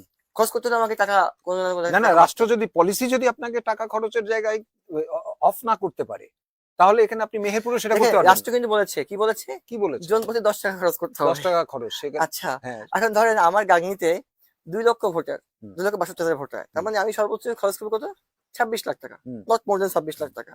এজ এ লয়ার 26 লাখ টাকা খরচ করার ক্যাপাসিটি আমার আছে। হুম, ধরলাম কিছু টাকা ধার করলাম, বাকি টাকা আমার ইনকাম দিয়ে আমি পসিবল, আমি হুম, সুপ্রিম কোর্টে প্র্যাকটিস করি। হুম, কিন্তু খরচ তো করতে হবে আপনাকে 10 কোটি টাকা। হুম, আমি শুনি যে আমাকে বলা হলো কদিন আগে হুম, যে আপনি কি জানেন গত ইলেকশনে আওয়ামী লীগের যে প্রার্থী ছিল দুজন হুম, কত টাকা খরচ করেছে? হুম, আপনি কি জানেন ইতিমধ্যে এই বিএনপি প্রার্থী কত টাকা খরচ করেছে? হুম, বললাম হুম, না। হুম, ইতিমধ্যে এই বিএনপি প্রার্থী নাকি 2 কোটি টাকা খরচ করে ফেলেছে হুম। জাস্ট এই ইলেকশনে মনোনয়ন পাওয়ার পর থেকে। আপনার এই প্রশ্নের ইয়েতে এই বক্তব্যে আমি যদি আসিফ মাহমুদ সজীব ভুঁইয়ার কথা বলি হুম, তার ক্ষমতা মানে ওই চেয়ারে থেকেই তার কিছুদিন আগের বক্তব্য হুম, যে যার কালো টাকা নাই সে নির্বাচন করতে পারবে না 15-20 কোটি টাকা লাগবে ভোট করতে ঠিক আছে হুম। পরে 2-3 দিন পরেই উনি বললেন যে আমি ঢাকা থেকে ভোট করব মানে তাহলে যদি আমি বলি তাহলে কি উনি 20-30 কোটি টাকার মালিক হয়ে গেছেন এই জন্য ভোট করবেন সেটা আমি বলতে পারবো না মালিক হয়েছেন কি হননি। উনি কি এনসিপি থেকে নির্বাচন করবেন না স্বতন্ত্র সেটিও আপনার সেটিও আপনি জানেন না সেটিও আমরা বলতে পারছি না কারণ এই বিষয়ে সিদ্ধান্ত হয়নি। না আপনাদেরই এবং সহযোদ্ধা তো সহযোগিতা আছে কিন্তু এই বিষয়ে সিদ্ধান্ত উনি আমাদেরকে জানাননি, উনি সুতরাং নেই এটা আমরা এখন তাহলে কি বলতে উনি পারছি না। উনি কি তাহলে উনি যেহেতু এটা স্বীকার করছেন যে 15-20 কোটি টাকা ছাড়া নির্বাচন করা সম্ভব না কালো টাকার মালিক ছাড়া এটা করতে পারবে না তাহলে কি উনি সেটার মালিক হলেন এই নির্বাচনে এখানে অংশগ্রহণ এখানে করার জন্য না এখানে কয়েকটি বিষয় আছে। আপনি ইলেকশন যখন করবেন টাকা আসলে কোত্থেকে আসে? জি ধরেন আপনি মেহেরপুর ইলেকশন করবেন, ধরেন আপনি 5 কোটি টাকা লাগবে সাপোজ। হুম আপনার নিজস্ব কিছু টাকা থাকতে পারে। হুম ইট মে বি 10 লাখ, 20 লাখ, 50 লাখ, 1 কোটি। হুম আপনার বিভিন্ন ফ্রেন্ডস, হুম আপনার ফেলোস, হুম ওয়েল উইশার্স আপনাকে দিবে। হুম বিভিন্ন ডোনেট করবে, বিভিন্ন ডোনেশন করবে দিবে, বিভিন্ন বিজনেসম্যান দিতে পারে। হুম আপনার সাথে কানেক্টেড বিভিন্ন পিপল দিতে পারে। হুম এভাবে কিন্তু কালেক্ট করা হয়। পরিবারের লোকজন দিতে পারে পরিবারের বাইরে অনেক সময় ডোনেশন দিতে দেয়। পারে রাইট দিয়েই কালেক্ট করেই টাকাটা খরচ করা হয়। হুম চুরি তো করে আর আনছে না। নাহলে তো না এই হিসাবে মামলা খাইতো হুম পরবর্তীতে। সো এভাবে কিন্তু টাকাগুলো ম্যানেজ করে উনি এই ইলেকশনটা করেন। হুম আমি আজকেও আমাদের একটা মিটিং এ বলে আসছিলাম জনগণকে যে আপনি যদি ইলেকশনের আগে আপনি যদি 2 কাপ চা এবং ১,০০০ টাকা নিতে চান, হুম তাহলে সেই প্রসেসে আমাকে আগাতে হবে। হুম আমাকে ভাবতে হবে কোথায় টাকা পাবো? খুঁজে, হুম খুঁজে আনতে হবে। হুম টাকা দিয়ে ভোট কিনে আমি এমপি হলাম। হুম কিন্তু তাহলে কি হবে? আপনার এলাকার রাস্তাঘাট আর হবে না। হুম ব্রিজ হবে না। হুম সব আমাকে খাইতে হবে। কারণ না খাইলে তো আমার টাকা ফুলফিল হবে না। হুম আর যদি মনে করেন যে না আমার ১ কাপ চা দরকার নাই। আমার ১,০০০ টাকা দরকার নাই। আমার উন্নয়ন চাই। হুম আমার অধিকার চাই। হুম তাহলে আমি কথা দিচ্ছি আমি আপনাদের সেই অধিকারটা ফিরিয়ে দিতে চাই। হুম এই রাষ্ট্রের মালিক তো আপনি। হুম তাহলে ধরুন এই মোবাইলটা আপনার, যার দাম 20,০০০ টাকা। কেউ যদি বলে আমাকে মোবাইলটা দাও, আপনি দিবেন? আপনি লুকিয়ে রাখবেন, আটকিয়ে রাখবেন, শক্ত করে ধরে রাখবেন। তাহলে আপনার একটা মোবাইল কিংবা আপনার একটা ছোট ঘড়ি ১,০০০ টাকার ঘড়ি আপনি দিচ্ছেন না। একটা শার্ট দিচ্ছেন না, ৫০০ টাকার শার্ট। এটা আমার। তাহলে এই রাষ্ট্রের মালিক তো আমি, আপনি সবাই জনগণ। কিন্তু জনগণের রাষ্ট্রকে যে ছিনিমিনি খেলছে ৩০০ এমপি, হুম কয়েকজন মন্ত্রী। হুম আমি আপনি কিছু বলছি না। হুম কেন বলছি না? আচ্ছা বলে আর কি হবে? নো বলতে হবে। কারণ এই মালিকটা আমি, হুম আপনি সবাই। হুম এটা বলতে না পারলে রাষ্ট্র ঠিক হবে না। আপনার এই আপনার এই ভাবনার সাথে আমি একমত কিন্তু প্রশ্ন হচ্ছে আপনাকে এলাকায় যে কনস্টিটিউয়েন্সিতে আপনি রাজনীতি করবেন অবশ্যই সেই কনস্টিটিউয়েন্সি থেকে আপনাকে টাকা সংগ্রহ করতে হবে অবশ্যই রাজনীতিটা সেই এলাকার চন্দু ভাই মানুষের কাছ থেকে আমার খুব ক্লিয়ার কথা আপনার কাছে। ক্লিয়ার প্রশ্ন। ধরুন আপনার ইলেকশন করতে যদি ৭ কোটি টাকা লাগে, গাংনীর কথা আমি বলি, আমি আমার ইলেকশনের হুম কথা হুম বলি। আমাকে অনেকে হিসাব দেয় গাংনী ইলেকশন করতে নাকি ৭ কোটি টাকা লাগবে। ৭ থেকে হুম ১০ কোটি টাকা লাগবে। হুম তাহলে জেতা যাবে, নাহলে জেতা যাবে না। হুম আমাকে বলা হয়েছে বিভিন্নভাবে, বিভিন্ন জন। হুম যদি ১০ কোটি টাকা দিয়ে আমি ইলেকশন করি, সব টাকা তো আমাকে ডোনেট করবে না কেউ, ফ্রি দিবে না। হুম তো ফ্রি হয়তো কিছু মানুষ দিল, বন্ধু-বান্ধব দিল যে ঠিক আছে ইলেকশন করছো নাও ১ লাখ ২ লাখ করে দাও। ধরেন ১ কোটি টাকা আমি ফ্রি পেলাম। হুম বাকি ৫ কোটি টাকা আমাকে ধার করতে হবে। হুম করতে হবে তো। ধরেন আমি এমপি হলাম। টাকাটা আমাকে ব্যাক করতে হবে। কোত্থেকে ব্যাক করব? একজন এমপি তার ৫ বছরে ইনকাম করে ১,৭,০০,০০০ টাকা। টোটাল ইনকাম তার। তার সেলারি, তার অ্যালাউন্স, তার রেমুনারেশন, বৈধ ইনকাম এভরিথিং মিলায়ে ১,৭,০০,০০০ টাকা। বৈধ ধরেন এটা income। সর্বোচ্চ হুম, আপনি কিছু অনারিয়াম এক্সট্রা পাইলেও সর্বোচ্চ ১,২৫,০০,০০০ বা ১.৫ কিন্তু কোটি আমরা বেশি ওই না। আলোচনায় গিয়ে আমরা শেষ করতে পারবো না তার কারণ আপনি কোনো এমপি সেই স্বল্প টাকায় ভোটও করে না তাহলে ভোটেও আপনি জেতে বলেন, না তাহলে আপনি আমাকে বলেন তাহলে সিস্টেম সিস্টেম যখন কি করা এমন উচিত আমাকে সিস্টেম বলেন। সিস্টেম তো আপনাকে ওই জায়গায় আটকাতে হবে টাকা এবং পেশি শক্তি আপনি যদি আমাকে আপনাকে বলেন বন্ধ না কি করতে করলে পারে ভালো হয়? আপনি আমাকে একটা পরামর্শ দিন। না না আপনি তো নির্বাচন করবেন আপনার কৌশলে আপনি আমি বলছি এই ব্যবস্থার মধ্যে আপনি যদি এইভাবে এমপি নির্বাচিতও হন আপনার ওই কর্মীরা তখন আপনার কাছে যে মানে ইয়ে করবে, দাবি করবে, আপনি সেই দাবি মেটাতেই অস্থির হয়ে যাবেন, এক্স্যাক্টলি। আপনি পারবেন না সেটা। আমি দেখেন ইয়ে করছে নির্বাচন, একজন এখানে শুভ বিশ্বাস নামে একজন বলছে আগামী নির্বাচনে আপনাকে প্রশ্ন করছে মেহেরপুরে এনসিপি কি পরিমাণ ভোট পাবে বলে আজকের অতিথি মনে করছেন, মেহেরপুর 1 না মেহেরপুর 2 আসন বেশি এগিয়ে? এক, আর একটা প্রশ্ন আছে, গতকালে উনার এই মুনতাসির মামুনের কথা যেটা বলছি এ ব্যাপারে উনি প্রশ্ন তুলেছেন। আপনি দেখেন এই যে পদ্ধতি যদি আপনি পরিবর্তন করতে না পারেন, আমার প্রশ্ন আপনাকে ওই জায়গায় যে অভ্যুত্থান পরবর্তী সময়ে যদি আপনি একটা পদ্ধতিকে মেনে নিয়ে সেই পদ্ধতির মধ্যে ঢোকেন তাহলে অভ্যুত্থান কোনো বুমেরাং হয়েছে, অভ্যুত্থানের কোনো কাজ হয়নি। আমি এটা একমত, বোঝাতে চাচ্ছি, একমত, একমত। অভ্যুত্থানের কোনো এখন কাজ আপনি হয়নি। যে বললেন যে আমাদের কাছে অপশন নেই, হুম, ইলেকশনের ট্রেনে না উঠে অপশন নেই, কারণ কারণ আমরা গভর্নমেন্টকে অনেক বলেছি, হুম, বারবার বলেছি হুম, আমরা যে শাসন ব্যবস্থা পাটাতন চেঞ্জ করতে হবে। হুম, যেই গাড়িটা তার ফিটনেস হারিয়ে ফেলেছে সেই গাড়ির ড্রাইভার চেঞ্জ করে লাভ নাই, গাড়ি চেঞ্জ করতে হবে। হুম, তাহলে বাংলাদেশের সিস্টেমের ফিটনেস নষ্ট হয়েছে। হুম, আমরা রাষ্ট্রভার হুম, বা শাসকটাকে চেঞ্জ করলে এটা চেঞ্জ হবে না, বরং আপনাকে শাসন ব্যবস্থা চেঞ্জ করতে হবে। হুম, বারবার বলেছি, হুম, আমরা বলেছি, কিন্তু এই সরকার সেখানে কর্ণপাত করেনি, বরং যারা বুর্জোয়া রাজনীতিকে টিকিয়ে রাখতে চায় হুম। তাদেরকে বেনিফিশিয়ারি করার জন্য এই সরকার তাদের পথে আবার হেঁটেছে এবং হাঁটছে। যার ফলে যদি ইলেকশনে আমরা অংশগ্রহণ না করতাম, না করি, হুম। তাহলে আলটিমেটলি আমরা এখান থেকে হারিয়ে যাওয়ার সম্ভাবনা আছে। এবং নির্বাচন মানুষজন, পরবর্তী সময়ে আপনার পার্টির ভবিষ্যৎ কি? আমরা ভবিষ্যৎ হচ্ছে, আমরা বলি, আমরা তো বিশ্বাস করি বা আমরা আশা করি, প্রত্যাশা করি, আমরা মনে করি যে ইলেকশনে এনসিপি একটা ভালো সংখ্যক আসনে জয়ী হবে হুম, এবং জয়ী হওয়ার মধ্য দিয়ে সেখানে সংসদে গিয়ে আমাদের ভয়েস রেইজ হবে হুম, এবং সেখানে গিয়ে আমরা এই যে সংস্কার, হুম। এই যে পরিবর্তনের যে কথা, এটা আমরা বলতেই থাকবো, বলতেই থাকবো এবং আপনার মতো এই 25-26 লাখ টাকা খরচ করে এনসিপি নেতারা ভোট করতে পারবে? আমরা চেষ্টা করি। এই যুদ্ধে জয়ী হতে পারবে? কঠিন, যুদ্ধে জয়ী হওয়া কঠিন, কিন্তু পৃথিবীর অনেক যুদ্ধ আছে হুম। যেখানে কম সৈন্য নিয়েও জয়ী হওয়া কিন্তু হয়েছে। আপনার সহযোদ্ধারাই তো আপনার মানে প্রতিযোগী, এখন প্রতিদ্বন্দ্বী, আপনার এখন সহযোগী যারা। ইয়াস, অবশ্যই। তো এখন বিষয়টা হচ্ছে যে যখন দেখা যাবে যে হুম, খুব চমৎকার ফিল্ড, কিন্তু হুম, হয়তো দেখা যাচ্ছে হুম, কিছু টাকার জন্য পিছিয়ে আছি। হুম, এবার আমাকেও ভাবতে হবে হুম, কিভাবে কোত্থেকে টাকা পাওয়া যায়। হুম, ভাই দিবেন ৫ লাখ টাকা। হুম, কিন্তু বাস্তবতা হচ্ছে এই শহরে বা এই সমাজে তেলে মাথায় সবাই তেল দিবে। কিন্তু হুম, শুকনো মাথায় আপনাকে তেল দিয়ে মাথাটাকে একবার মসৃণ করার চেষ্টা করবে না। হুম, যার ফলে বুর্জোয়া রাজনীতি সিস্টেমটাই চালু থাকবে। হুম, সুন্দর বাংলাদেশ গড়ার জন্য আমাদের যে স্বপ্ন, হুম, এটা হয়তো খুব কঠিন। হুম, কিন্তু কঠিনেরই আমরা ভালোবেসেছি। এ পথ থেকে আমরা সরে যাব না। হুম। আমাদের আন্দোলন, আমাদের সংগ্রাম, আমাদের কথা বলতেই থাকবো। আওয়ামী লীগ 14 দল মাঠে নাই, নাই? তাদের সমর্থকরা আছে, আছে। ভোট দিতে যাবে অথবা যাবে না। হুম, ভোট দিতে যদি না যায় কাস্টিং ভোট কম হবে, তাও হবে। আর যদি ভোট দিতে যায় কাকে ভোট দিবে?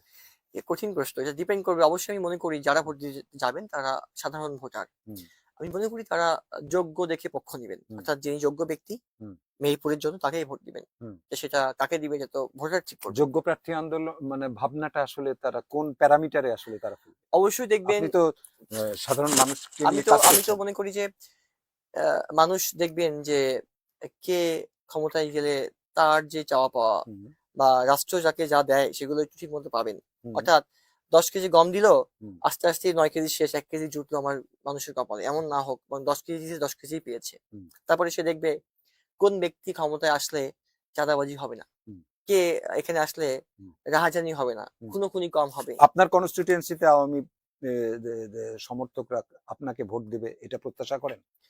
আমি তো মনে করি অবশ্যই দিবে, কি যারা কারণে ভোটাররা ভোট আছে। দিবে? আপনি তাকে তাড়াইলেন? আচ্ছা, আমি তাড়িয়েছি যারা হুম, আওয়ামী লীগের ফ্যাসিজম তৈরি করেছে। আচ্ছা, আমার এলাকার সাধারণ ভোটার যারা সাধারণ আওয়ামী লীগ, তাদেরকে কিন্তু আমরা তাড়াইনি। আচ্ছা। কারণ তারা তো ফ্যাসিজমের কে এস্টাবলিশ করার জন্য কাজ করেনি। হুম, তারা হয়তো সাধারণ মানুষ ছিল, যারা হুম, খেটে খাওয়া মানুষ, কৃষক, হুম, ভ্যানওয়ালা, তার তো দোষ নেই। হুম, তারা ভোট দিবে কারণ তারা মনে করেন যে আমি যদি এমপি হই, হুম, তাহলে তাদেরকে ঘরে ঘুমোতে দিব। তাদের কাছ থেকে আমি চাঁদা নিব না যে তুমি তো আওয়ামী লীগ একসময় করেছো, আজ থেকে হুম, ১০ বছর আগে একটা ভোট দিয়েছো। হুম, ২০,০০০ টাকা না দিলে তোমার কালকে তোমার নামে মামলা হবে। এটা হুম, আমি করব না। হুম, তারা মনে করবে বা তারা মনে করে বা আমি বিশ্বাস করাতে চাই যে আমার এলাকার কোনো খেটে খাওয়া মানুষ, হুম, সাধারণ মানুষ, হুম, কাউকে হয়রানি করা হবে না। কাউকে অযথা মামলা দিয়ে তার কাছ থেকে মামলা বাণিজ্য করা হবে না। কাউকে খ্যাক দিয়ে হুম, টাকা নেওয়া হবে না। কিংবা ব্যবসা করছেন, আমাকে মাসিক মাসোয়ারা না দিলে ব্যবসা চলবে না, এটা বলা হবে না। একই সঙ্গে প্রত্যেকের তাদের অবস্থা ভিত্তিতে যা, যা প্রয়োজন, সে প্রয়োজনগুলোকে যৌক্তিক আকারে সমাধান করা হবে, মেটানো হবে। দেখেন, আমি আরেকটা কথা বলি। গাংনী থানা বা গাংনী উপজেলা কিন্তু মহকুমা থেকেই হয়ে আছে। হুম। গাংনী থানা কিন্তু অনেক পুরান থানা, হুম। কিন্তু গাংনী থানা এস্টাবলিশমেন্ট হয়েছে অনেক আগে, বাট ডেভেলপমেন্টের কি অবস্থা? Very poor. ডেভেলপমেন্টের অবস্থা খুবই বাজে, খুবই নাজুক। হুম। গত যদি 50 বছরের কথা বলি বাংলাদেশ তৈরি পরে, হুম। আজকে পর্যন্ত গাংনীর কোনো সিস্টেম ডেভেলপ হয়নি। গাংনীর একাডেমি, গাংনীর শিক্ষা, গাংনীর কৃষি, গাংনীর স্বাস্থ্য হুম। ডেভেলপ হয়নি। আমি আজকে সকালে গিয়েছিলাম গাংনী হসপিটালে পরিদর্শন করতে। সেখানে দেখলাম হসপিটালে 50 বেড বিশিষ্ট হসপিটাল, প্রতিদিন ভর্তি হয় 100 থেকে 150 রোগী প্রতিদিন ভর্তি হচ্ছে। হুম। এই হসপিটালে ডাক্তার আছে মাত্র 4 জন। হুম। ক্যান ইমাজিন, একটা হসপিটাল 4 জন মাত্র ডাক্তার, হুম। 2 জন নাইট করে 2 জন ডে করে। হুম। তো 2 জন ডাক্তার সারাদিন কিভাবে সার্ভিস দিবে? তারা পাগল হয়ে যায়। এই হসপিটালে কোনো তৃতীয় চতুর্থ শ্রেণীর কোনো কর্মকর্তা নেই, হুম। অফিসিয়ালি নিয়োগ নাই। ক্লিন কিভাবে করবে? ওয়ার্ড বয় কিভাবে থাকবে? দেখভালের লোক নেই, কেউ দেখভাল করছেও না, এটা নিয়ে ভাকার ভাবনাও নাই। কিন্তু আপনি এই প্রশ্নের আগে আপনি একটা উত্তর করেছেন, খুব ভালো লাগলো, যে গাংনী স্বাধীনতা উত্তর বাংলাদেশে গাংনীর দৃশ্যমান তেমন কোনো উন্নয়ন হয়নি। হয়নি। এই প্রশ্নটা আপনাকে আসলে আমি করতাম, কিন্তু প্রশ্ন করার আগে আপনি উত্তর করেছেন। কিন্তু তারপরেও যদি বলি আমি কি করতে যে চাই? আপনি এগুলার থেকে কতটা উত্তরণ ঘটাতে পারবেন। আপনাকে আমি যদি একটা উদাহরণ দিই, আপনি দেখেন তো গাংনী বাজারের রাস্তাটা, এই রাস্তাটা আজ পর্যন্ত সেখানে এত জনদুর্ভোগ, শুরু হয়েছে, রাস্তা শুরু হয়েছে কাজ। রাস্তা শুরু হয়েছে সেটাও শুনেছি, এত জনদুর্ভোগ সেটা হলো না, Okay. সেটা হচ্ছে না, আমি এতটা আমি ক্রিটিক্যাল আমি একটা আমি ইয়ে। এটা দিয়ে শুরু করি। আপনি যে 4 জন ডাক্তারের কথা বলছেন, এটা দীর্ঘদিনের সমস্যা। মেহেরপুর হসপিটাল 250 বেডের হসপিটাল খাতা কলমে, সেটা 100 বেডের হসপিটালের যে এস্টাবলিশমেন্ট থাকা তাও দরকার নেই। তাও নাই। ঠিক আছে? তো এই অবস্থার মধ্যে ওই যে বললাম যে আপনি যতই বুর্জোয়া সিস্টেমের কথা বলেন, হুম। এই বুর্জোয়া সিস্টেমকে আঘাত করার জন্য হুম। এনসিপি কে মানুষ আসলে মনে করেছিল যে অভ্যুত্থানের একটা ইয়াং শক্তি, এই ইয়াং শক্তি অবশ্যই এই জায়গাগুলাকে আঘাত করবে। আঘাত করবে, এই জায়গাগুলাকে। কিন্তু পরবর্তীতে দেখা গেল আপনারা সেই আঘাতটা করতে পারলেন না, অথবা করলেন না, না করে ওই সিস্টেমের মধ্যে আপনারাও ঢুকে পড়লেন। এবং কিভাবে ঢুকলেন আমি অনেক উদাহরণ দিতে পারবো, আমি ওইগুলা দিয়ে আমি আলোচনাটা দীর্ঘায়িত করতে চাই না। জি। সেক্ষেত্রে আপনি আপনার যে ভাবনা গাংনীতে, কি করতে এই চাই? যে কি করতে চান, এটা যদি বলেন। গত 6 মাসে আমি তো এই রাষ্ট্রের কোনো জনপ্রতিনিধিও না, হুম। কিন্তু একজন আমার এই রাষ্ট্রের নাগরিক হিসেবে, হুম। সচেতন নাগরিক হিসেবে, কিংবা হুম। যেহেতু আমি ইলেকশন কাজ করতে চাই, সেই হিসেবে হুম। আমি কিছু কাজ করার প্ল্যান করেছিলাম যে গাংনীতে বেসিক কিছু ডেভেলপমেন্ট হোক। এর মধ্যে একটি ছিল আমাদের রাস্তাটা, আমাদের খুব প্রায়োরিটি বেস ছিল। হুম। আমি রাস্তার গল্প একটু পরে বলবো। আমাদের গাংনীতে একটি থানা, গাংনী 9টা ইউনিয়ন, বেশ বড় থানা হুম। এরিয়াতে, বড় থানা। কিন্তু সেখানে বিভিন্ন এলাকাতে পুলিশি টহল দিতে পারে না। হুম। আপনি জানেন যে গাংনীতে দুটি তদন্ত কেন্দ্রের জন্য অলরেডি অনুমোদন হয়েছে, যেটা প্রসেসিং এ আছে। দুটো হয়ে গেলে গাংনীর পুরো গাংনীটাকে, গাজীপুর, এদিকে আপনার যোগিন্দা থেকে শুরু করে যে পুরো এরিয়াটা আছে, সব জায়গাগুলোতে কাভার আপ হবে, এবং পুলিশি টহলটা নিশ্চিত হবে, এবং মোটামুটি আইন শৃঙ্খলা পরিস্থিতি অনেকটাই উন্নত হবে আরেকটু। হুম। এটা করা। গাংনীর শিক্ষা নিয়ে আমি অনেকবার অনেক জায়গাতে চেষ্টা করেছি, কথা বলেছি। হেলথ নিয়ে তো আমি রেগুলার কথা বলছি, মিনিস্ট্রিতে কথা বলছি বারবার। তো লাস্ট মিনিস্ট্রি থেকে আমাকে বলা হয়েছে যে তোমার কোন কোন হসপিটালে কি কি নেই লিস্ট ডাউন করে আমাদেরকে দাও, আমরা চেষ্টা করি তোমাদেরকে যতটুকু পারি কভার আপ করতে। তারই অংশ হিসেবে আমি আজকে হসপিটালে গিয়েছিলাম। রাস্তা নিয়ে একটু বলি। এই গাংনীর রাস্তাটা 3 বছর ধরে বন্ধ। কাজটা কেন বন্ধ? কিছু রাজনৈতিক, আমি আজকে খুব ক্লিয়ারলি বলতে চাই জনগণের জন্য, কিছু রাজনৈতিক ব্যক্তির লিপ্সা, হুম। কিছু স্পেসিফিক ব্যক্তির লোভ, কিছু ব্যক্তির ব্যক্তিগত লাভের কারণে বা উদ্দেশ্যে আজকে বন্ধ ছিল। এবং এর মধ্যে সরকারের একাধিক সরকারি প্রতিষ্ঠানের ইগো এবং বিভিন্ন তাদের আমলাতান্ত্রিক জটিলতা নিয়ে এটা বন্ধ ছিল। আমি যখন এই বিষয়টা জানলাম প্রায় 3 মাস আগে, আমি এরপরে কথা বলার চেষ্টা করলাম, ডিসি সাহেবের সঙ্গে বসলাম, রোডস এন্ড হাইওয়েতে গিয়ে বসলাম, জেলা পরিষদে বসলাম যে কি সমস্যা। তাই আমাকে বিভিন্নভাবে বোঝানোর চেষ্টা করলেন লাস্ট 3 ইয়ার্স এর এই ইস্যুস। দেখলাম যে এটার যে প্রসেস, লং প্রসেস, এভাবে সমাধান করা কঠিন। তারপরে আমি এটা নিয়ে কথা বলার চেষ্টা করলাম মিনিস্ট্রিতে, সমাধান হোক। এরপরে মিনিস্ট্রি, অর্থাৎ আমরা কথা বলার 2 দিনের মাথায় একটা কমিটি গঠন করলেন একজন যুগ্ম সচিবের নেতৃত্বে। তারা সমাধান করার চেষ্টা করবেন যে রোডস এর জায়গা নাকি এটা জেলা পরিষদের জায়গা, সমাধানের চেষ্টা করে একটু আগালেন। বাট সেটাও কোনো ফলপ্রসূ আগানো হলো না। তারপরে কি হলো? তারপরে আমি একটা মানববন্ধন করলাম অফিসিয়ালি। মানববন্ধন করে সে মানববন্ধনের রেফারেন্স দিয়ে আমি সামনে আগানোর ট্রাই করলাম, এবং সেটি জেলা পরিষদ ডিসি অফিস, মিনিস্ট্রি, তারপরে রোডস অ্যান্ড হাইওয়ে চিফ ইঞ্জিনিয়ারের কাছে আমরা গিয়েছি। এবং এরই মধ্যে আমাদের মেহেরপুরের একজন কৃতি সন্তান আছেন, প্রধান উপদেষ্টা বিশেষ সহকারী মনির হায়দার ভাইকে আমি এখানে ইনভলভ করেছি, ভাই এখানে আপনার হেল্প লাগবে। ভাইয়াও যথেষ্ট হেল্প করেছেন, চেষ্টা করেছেন মেহেরপুরের ডেভেলপমেন্টের জন্য। ভাইয়া বলেছেন, আমিও গিয়েছি রোডস অ্যান্ড হাইওয়ে চিফের কাছে, চিফকে গিয়ে বলেছি যে টাঙ্গির যে রাস্তাটা আছে হুম। এই রাস্তাটা করতে হবে, এনিহাও করতে হবে, এনিহাও কাজ শুরু করতে হবে। অন্য কোনো ইস্যুস আমি শুনতে চাই না, নো সিটি চার্জ, নো কোনো কিছু, চিঠি দেওয়া বন্ধ করেন, আপনি ফোন করে বলেন কাজ শুরু করতে। উনি বললেন যে আমি কথা দিচ্ছি কাজ শুরু হবে। উনি বলে দিলেন, তার 2 দিনের মাথায় কাজ শুরু হয়েছে। বলিভ মি, এই কাজটা করতে গিয়ে আমাকে নানান সমস্যা ফেস করতে হয়েছে, হুমকি পেতে হয়েছে, শুনতে হয়েছে আমি নাকি এখান থেকে অনেক টাকা খেয়েছি, রাস্তা কাজ করছি। আমরা মানুষ তো বন্ধ করেছে টাকা খায়, যে বন্ধ হোক, বিভিন্ন সুবিধা পাই, কাজ করার জন্য আমি টাকা পাই কি করে মানুষ?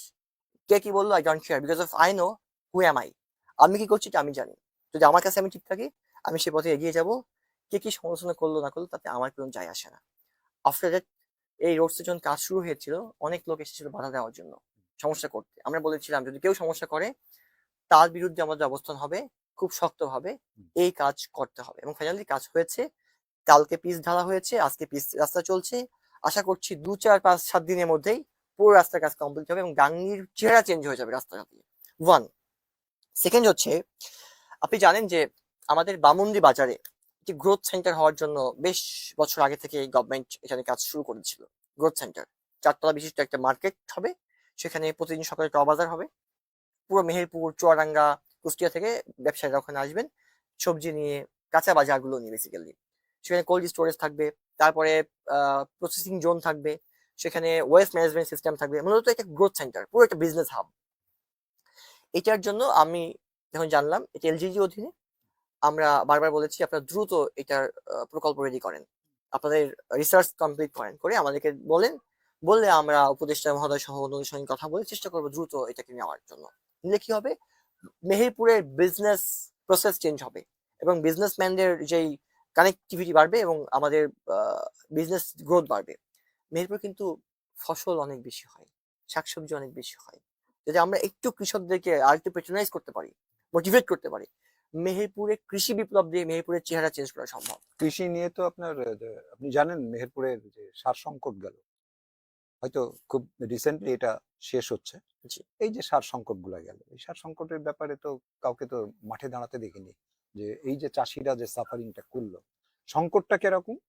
সংকটটা হচ্ছে সার নাই, কিন্তু অতিরিক্ত দাম দিলে, সার নাই মানে কি, সরকারের নির্ধারিত মূল্যে সার নাই, কিন্তু অতিরিক্ত দাম দিলে সার অ্যাভেলেবল। Okay. তাহলে এই সংকটটা কিন্তু মূলত ম্যান মেড সংকট। সেখানে কিন্তু কোনো রাজনৈতিক দল দাঁড়ালো না, ইভেন এনসিপি শুনল। আপনি এই কৃষি প্রধান এলাকা মেহেরপুরের কথা বলছেন, আপনি আপনার চিতলা ফার্মের কথা আপনি ভাবতেও পারবেন না সেখানে কি পরিমাণ অনিয়ম, 1200 বিঘা জমি কিভাবে লুটে পুটে খাওয়া হচ্ছে, সেখানে কোনো দেখভালের কিচ্ছু নাই। অনেক সাংবাদিক সেখানে গিয়ে তথ্য জানতে চাইলে তথ্য পায় না। কেন ইমাজিন দিস, যে এই যে জনগুরুত্বপূর্ণ যে সমস্ত বিষয়গুলা কাজ করে 100 জন, ওখান থেকে বিল ওঠে 200 জনের, এই ধরনের নানান অনিয়ম কিন্তু ইয়েতে আছে। আপনি এইগুলার মধ্যে দিয়ে যখন আপনি গাংনীর কনস্টিটিউয়েন্সিতে নির্বাচন করছেন, হয়তোবা আপনার মতো একটা ইয়াং মানুষ যে যদি সেখান থেকে নির্বাচিত হন সেটা একটা কোশ্চেন, কিন্তু তখন তো আপনি অনেক কিছু করতেই পারবেন। তাই বলি কি, আপনি একজন নেতা হিসাবে, এনসিপির নেতা হিসাবে কি আপনার নির্বাচিত বা অনির্বাচিত এটার উপরে কি নির্ভর করবে গাংনীর মানুষের পাশে থাকাটা? নো, অবশ্যই না। আমি খুব স্পষ্ট করে একটা কথা বলেছি, এখনো বলছি, ইলেকশনে জিততে আমি আসি নাই, আমি এসেছি জনগণের সাথে কাজ করতে। হুম, আমার ক্যারিয়ার মাত্র শুরু। হুম, যদি বাংলাদেশের গড় আয়ুতেও আমার যদি আয়ু থাকে, হুম, আল্লাহ বাঁচিয়ে রাখেন, তাতেও আমার প্রায় আরো 40 বছর বাঁচবো। তো সেই হিসেবে আমি নির্বাচিত হই কিংবা না হই, আমার ভয়েস, আমার কথা, আমার মনন এখানে থাকবে, আছে। সার সংকট নিয়ে যেমনটা আপনি বলছেন কথা বলেনি, আমি বলবো আমি কথা বলেছি। আমি সার সংকট নিয়ে আমি বিএজিসির হেড অফিসের যিনি দেখভাল করেন জিএম এর সঙ্গে আমি একাধিকবার বসেছি। আমি মিনিস্ট্রি যুগ্ম সচিবের সাথে একাধিকবার বসেছি মেহেরপুরকে নিয়ে। আমি কৃষি সচিবকে 2 বার বলেছি যে আপনি আমাদের মেহেরপুরের সমাধানগুলোকে দেখেন, বিষয়গুলোকে স্পেশালি গুরুত্ব দেন।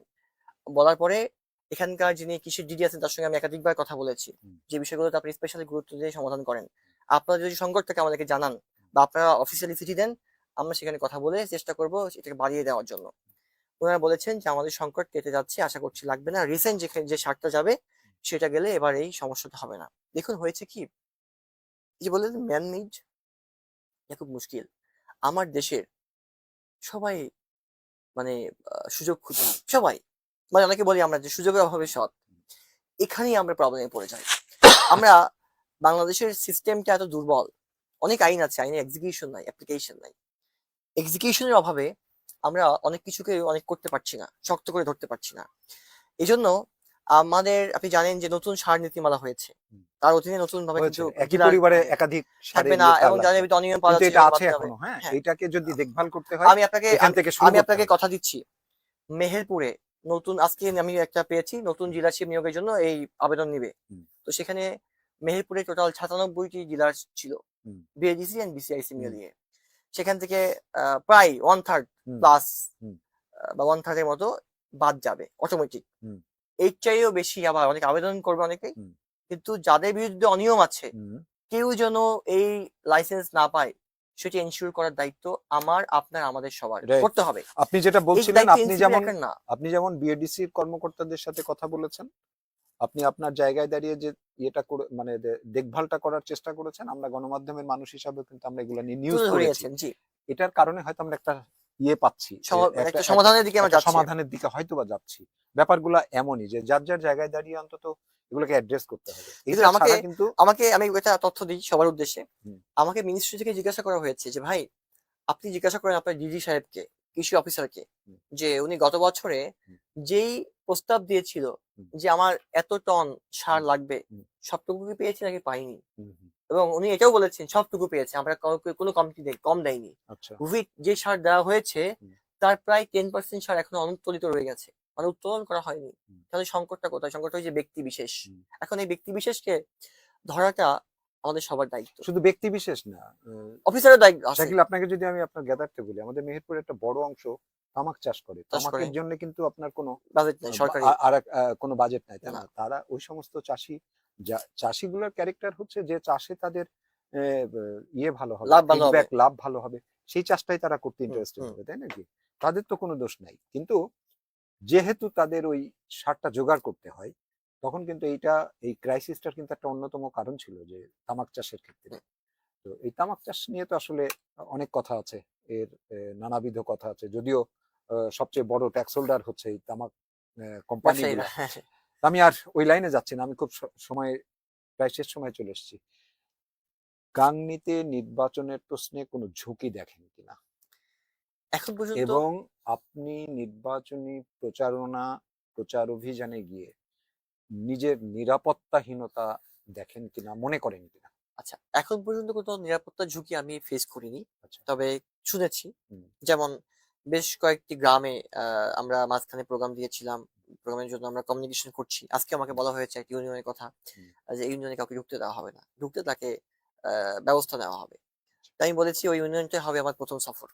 কে ওখান বলেছে দিয়েই এটা, মানে কোনো গোষ্ঠী থেকে? সেখানে বিএনপি সমর্থিত নেতাকর্মীরা বলেছে, বলার আচ্ছা। চেষ্টা করেছে। এখন আচ্ছা। তারা আসলে কোন গ্রুপ হুম। এবং আদৌ তারা বিএনপি নেতাকর্মী কিনা হুম। সেই বিষয়ে আমি এখনো সিওর হতে পারিনি। তাই এই বিষয়ে কোনো অভিযোগও করছি না।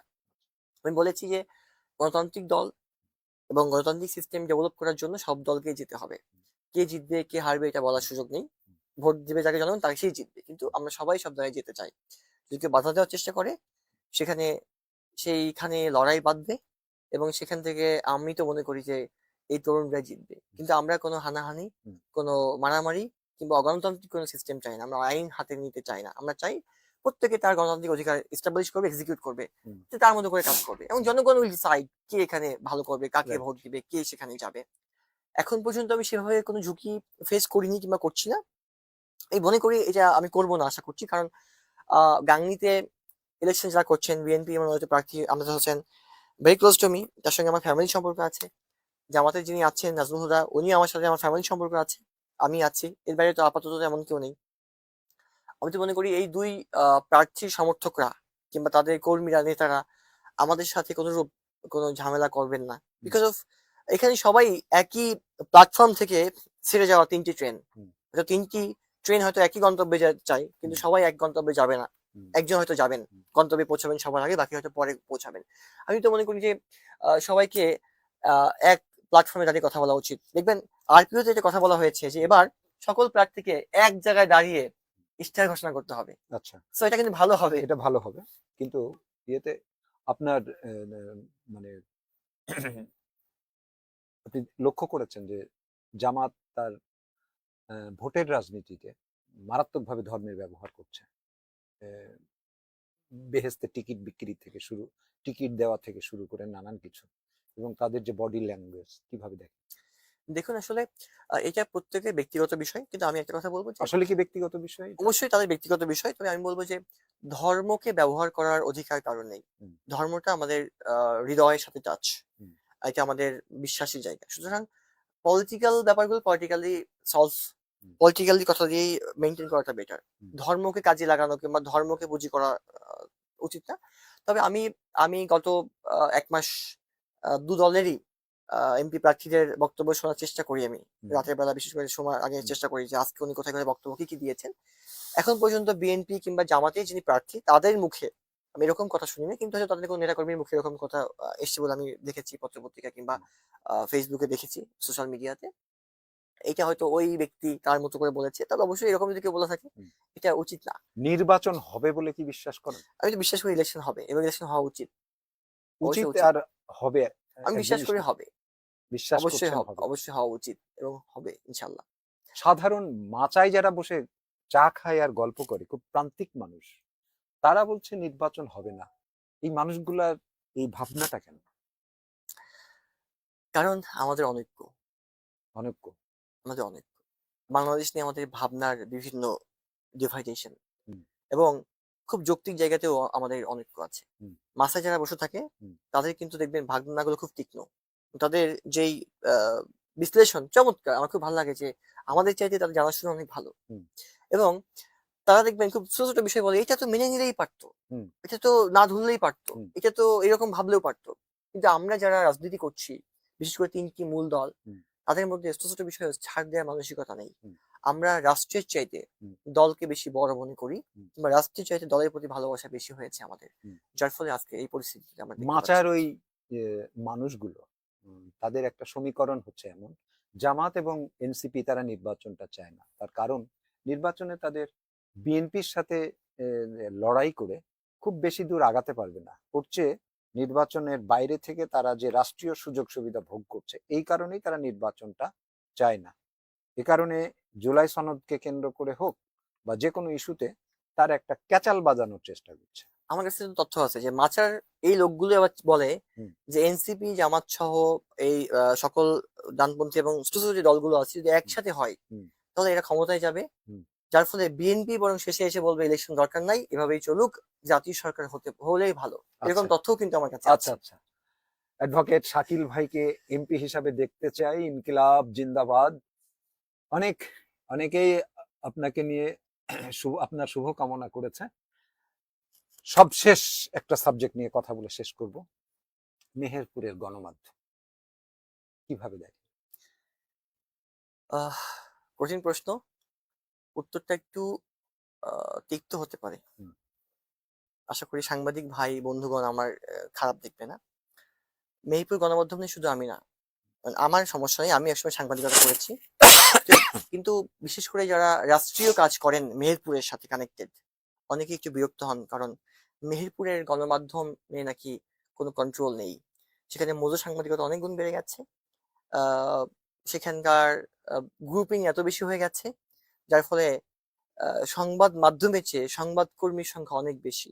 এবং এটার কারণে বিশেষ করে আমাদের বিভিন্ন আ প্রতিনিধি যারা আছে, বিশেষ করে রাষ্ট্রীয় প্রতিনিধি, তাদের কার্যক্রমে বাধাগ্রস্ত হয়। কিন্তু আমি মনে করি গণমাধ্যম বেশি হওয়া ভালো। যাতে গণতন্ত্রের চর্চা হবে এবং আমাদের ভুলগুলো ধরিয়ে দিতে পারবে। কিন্তু এটার সঙ্গে, সঙ্গে এটাও মনে রাখা উচিত যে আমি গণমাধ্যম কর্মী বলে যাচ্ছে তাই নিউজ বা যাচ্ছে তাই প্রচার করে যেন আবার কাউকে মনঃক্ষুণ্ণ করে কিংবা কারো যেন মানহানিও না হয় কিংবা কোনটা করা উচিত, কোনটা উচিত না এটাও আমাকে ভাবতে হবে। আমাকে জানতে হবে কোথাও আমাকে থামতে হবে। হুম, গণমাধ্যম এটা খুব গুরুত্বপূর্ণ বিষয়। আপনার সঙ্গে আমি নরমাল ডিসকাশন করছি ধরেন লাইভের বাইরে এসে।